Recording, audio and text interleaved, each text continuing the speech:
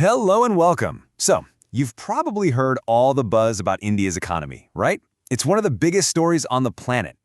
But what if I told you that behind all those glowing headlines, there's a serious problem, a kind of thorn in the side of this incredible success story?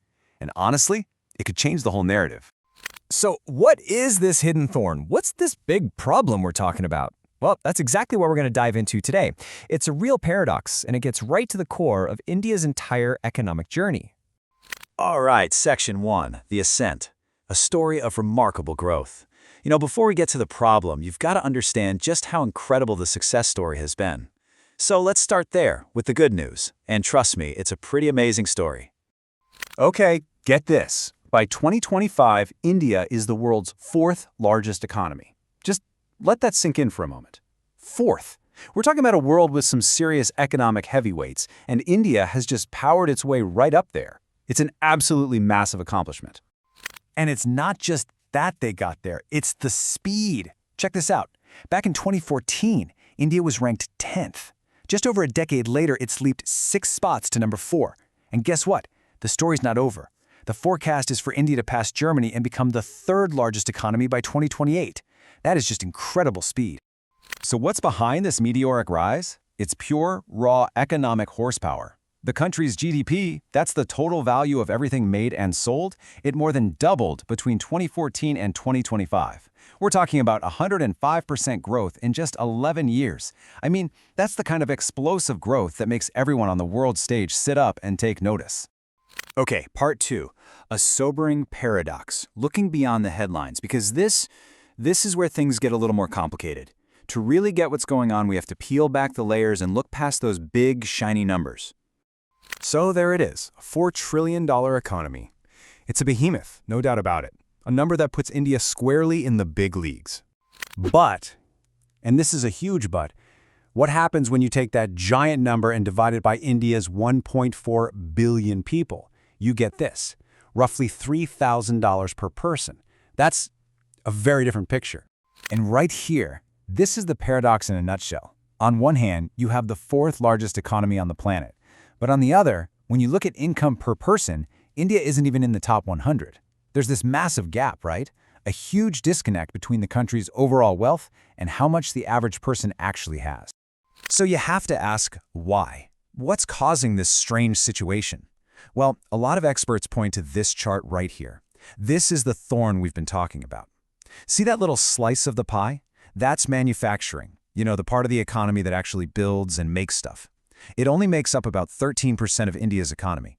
And believe it or not, that tiny number is a huge problem. All right, next up, the development blueprint, how nations traditionally get rich. So to really get why that 13% figure is so worrying, we need to take a quick step back and look at how countries usually get rich. There's a kind of standard playbook, a path that almost every developed nation has walked down. Now, you might hear that all rich countries are service economies, right? Think healthcare, finance, tech, and that's true. That's the end of the road. But what's really, really important is the journey they took to get there. And this chart lays out that journey perfectly. Look, as a country gets richer, the share of its economy that comes from farming goes down. The share from services goes up. That makes sense. But look at what manufacturing does. It has this distinct arc. It grows, hits a peak, and then starts to shrink. That middle part, that boom, that is the secret sauce. And this isn't just some abstract economic theory, it's history. Look at the US economy on the right. It followed this arc to a T.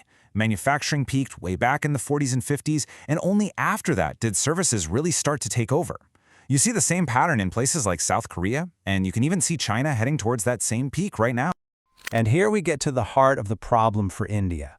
It looks like India is trying to jump straight to being a service economy, basically skipping over that super important manufacturing boom. And why does that matter? Well, that manufacturing phase is what historically creates millions upon millions of good-paying jobs for a huge number of people. It's the engine that builds a strong middle class and pulls entire populations out of poverty. Okay, Section 4, the manufacturing mandate, charting a path forward. So if that's the problem, what's the fix? Well, knowing you have a problem is half the battle, right? Now we have to talk about what experts think can be done to tackle this challenge and make sure India's amazing growth actually benefits everyone. And believe me, Economists and policy experts have a long list of ideas.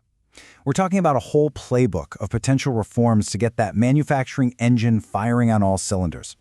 And these aren't just little tweaks.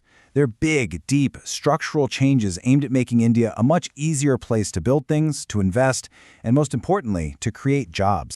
You can really group these big ideas into a few main categories. First, you've got to reform things like labor laws and agriculture to make them more modern and efficient. Second, you need huge investments in two key areas: infrastructure, like roads and ports, and skilling, training people for the jobs of the future. And third, and this is a big one, you need to overhaul the basic systems of government, from the courts to the police, to make it way simpler and more reliable to run a business.